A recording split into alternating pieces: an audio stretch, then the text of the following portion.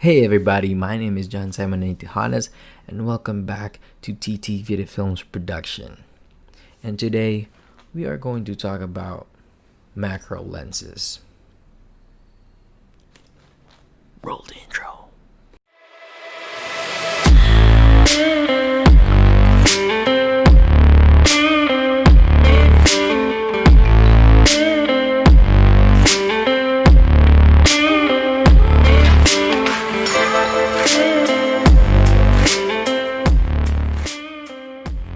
Welcome back, and let's continue.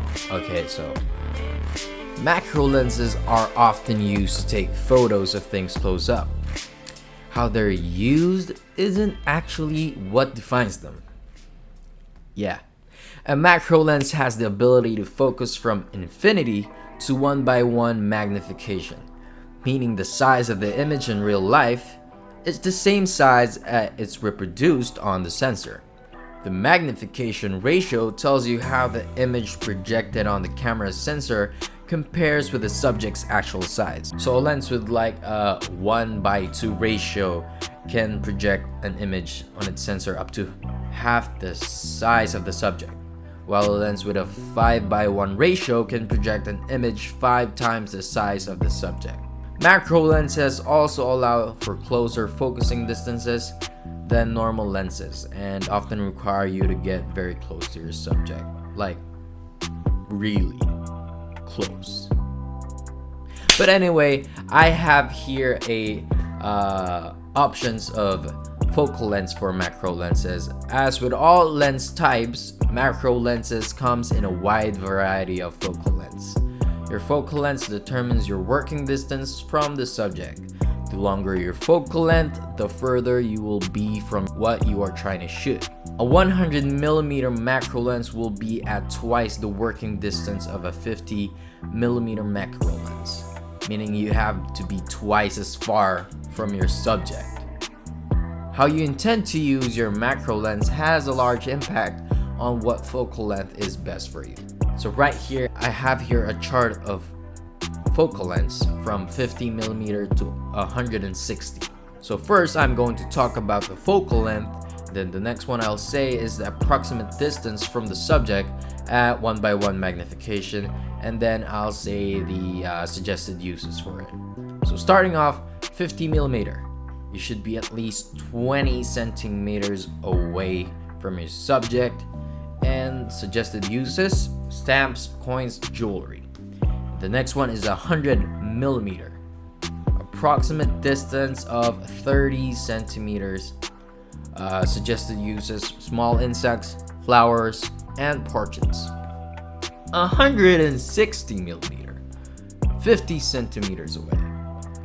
And its uses are for reptiles or large insects. So let's have a deep dive on those millimeters. So let's start on 40 to like 60mm. These focal length is ideal for when you want to be as close as 6 feet from your subject. Things like inanimate objects or subjects that can be scared away are perfect for a lens of this length. Next one is 90 to 105 or 110. I think 105. This mid-range focal length is great for things that you want to shoot from around a foot or more, like double that. Anyway, just more away. These lenses work really well for photographing things like insects, flowers, and plants. And when we go up to 150 to 200mm, this focal length is ideal for taking pictures of subjects from farther away. And if you don't want to get too close to your subject or are afraid you may scare them away, lenses in this focal range are a great choice. When you're like shooting in a forest and you want to take a reindeer shot, yeah, 100 and 200mm is a great choice. And I'm gonna give up some macro usage tips, and starting off with a minimum focus distance. Yeah, minimum focus distance determines how close you can be to your subject. Generally speaking, The longer the focal length, the further you must be from your subject to be able to focus on it. Some subjects, especially when shooting insects and other animals, are more skittish than the others and may be frightened away by you. The next one is the depth of field. Okay, this one is important, like literally important. One important thing to keep in mind when doing macro photography is that the depth of field is very limited at close range. To get more of your subject into focus, you're going to have to stop down, and if you're used to shooting very wide, this will take some time to get used to. In order to have as much as your subject as possible in focus, you're going to want to stop all the way down to a very narrow aperture like 18 or 17f. Yeah, and try to get your subject as flat as possible. And at this point of magnification, it doesn't take much for things to start to go soft. Getting the majority of your subject on the same plane of focus will help you keep as much of it as sharp as possible. Many macro shooters employs a technique called focus stacking. To combat this, I'm gonna talk about it once I talk about flat field. Yeah. The front element of a non-macro lens is generally slightly curved, making it so that the center of the photo will be in focus, but things will get a little bit softer as you move to the edges of the frame. This happens when a curved focus plane is used on the flat sensors of a digital camera. It isn't usually noticeable or problematic in normal, but when you start photographing things that are close and tiny, it becomes very noticeable. Macro lenses have what it's called flat field focus. They try to compensate for the curved focus plane so that the edges of the frame are all in the same focus as the center, and detectable curvature is reduced. This is especially useful when photographing small, flat things like coins or postage stamps. It doesn't matter as much when you're shooting subjects in 3D, such as insects and flowers. Now let's get back to it. Focus stacking. Focus stacking is a technique that allows you to combine multiple photographs with different focus distances to produce a single image with more of a subject in focus. Some cameras like Olympus OM-DE M1 have this feature built in. So all you have to do is set up your shot and focus options, and then the camera will shoot and combine all the images in camera. But more often, you'll have to adjust the focus yourself and use Photoshop or other software to combine the image. Focus stacking can be a lot of work, but it can also produce some amazing images. The next one we're going to talk about is stabilization. Stability is important. Yeah, it's also important, not just in videography. Yeah. While some cameras and lenses have the stabilization built in, nothing can quite match the effectiveness of a tripod for taking macro shots. Tripods can be big, heavy, and bulky to carry around, but when it comes to macro photography, they are a vital tool. The closer you are to your subject, the more noticeable camera shakes become. A good tripod can hold your camera steady so your shots are clear and sharp, and having your camera on a stable base will also allow you to stop down and shoot with a longer shutter speed so that you can get more of your subject in focus. Being able to use a longer shutter speed will also let more light in, which is useful when shooting in a darker place, like indoors or low light outdoor settings. A rail system can be attached to a tripod to help get more of a subject in focus when used with a focus stacking technique. And to talk about stability, we are also going to talk about camera shake and macro. Another thing that will help tremendously in avoiding camera shake is not physically touching the camera. Before taking the picture, there are several ways to do this. The most common way is with a cable shutter release. For example, the Canon. Wait, let me look it up. Yeah. For example, the Canon TC80N3 shutter releases are inexpensive, easy to use, and plug right into your camera body so that you can fire the shutter without touching the camera. And another option is to set the timer delay for a few seconds so that the shutter doesn't actually open until you've removed your hand from the camera.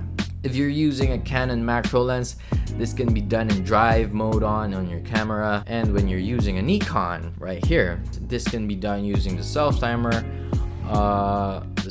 mode on the drive mode dial right here. It's the third option in this camera. And if your camera can be controlled by your phone via Wi-Fi, that is another option available with most newer models. Yeah. Moving forward, lighting and macro photography. Yeah, lighting is also it's also a need in macro photography. Good lighting is one of the most important factors in taking good photos, and macro photography is no exception. But getting sufficient light in macro photography can be a bit of a challenge. When conditions are ideal, natural light can produce beautifully lit images. At times when the sun is low on the horizon, backlighting can look amazing as it streams through the wings of an insect or the petal of a flower. But for all of its benefits, working with natural light can be exceptionally difficult in macro photography. The narrow apertures you need to keep your subject in focus can make it tough to get enough light on your sensor, and you are always at the mercy of changing light conditions and movements of your subject. Working with only natural light for macro photography can be also frustrating and make things a little tough. Fortunately, there are some solutions. The ring lights for macro. Yeah, I don't want to discuss about it because if you look up for pro blends, that will explain it. Because if I explain this, this whole video will get much more longer. Let's go and move on forward on focusing a macro lens. Due to the magnified nature of macro photography, nailing focus is incredibly important. A macro lens will magnify not only the tiny details of your subject, but also any mistakes you make. When your subjects are this tiny, tiny bitty subject. Sometimes the smallest adjustment in focus can be the difference between a photo that is ready to be printed and hung on your wall or one that automatically goes to the trash bin. You will have a very small margin of error in focus for these kind of shots. While most macro lenses have built-in autofocus, I'd recommend shooting in manual focus mode, like for real, because often a lens will hunt around endlessly while it tries to lock focus. Manual focus allows you to select with extreme precision exactly where you want your focus point to be. This gives you much more control when taking your photos, and think of it as having a razor thin sliver of focus you want to hone in. When relying on autofocus, make sure you want to know the difference between a focus area and a focus point, and how to set your point exactly where it needs to be. And to conclude this whole topic about macro lens, I don't know if you can see it, but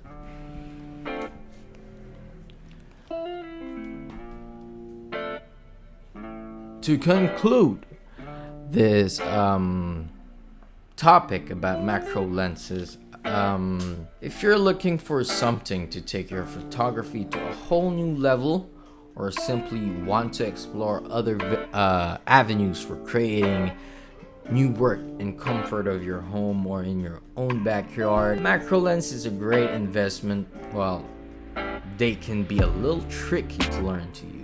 The image they produce are downright stunning, plus they double as great portrait lenses, with exemption of the MPE, which is for extreme close-up work only. Macro photography is great for people who have been doing photography for a while but want a new challenge, and it's also a real fun genre for people who like to work alone in nature and stuff like that. But anyways, I have to end this video here because it is taking so long. And also, I hope you learn a lot today about macro lenses. I literally hope you learned a lot. And for the upcoming videos, I'm gonna talk about giving this away, this UV filter. Yeah. So you have to stay in tune, because I'm giving away this filter, this UV filter. But before I give this away, we're going to talk about it too in the next video. Yeah. So I don't want you regretting things that you get. But anyways, receiving is also good stuff. Yeah.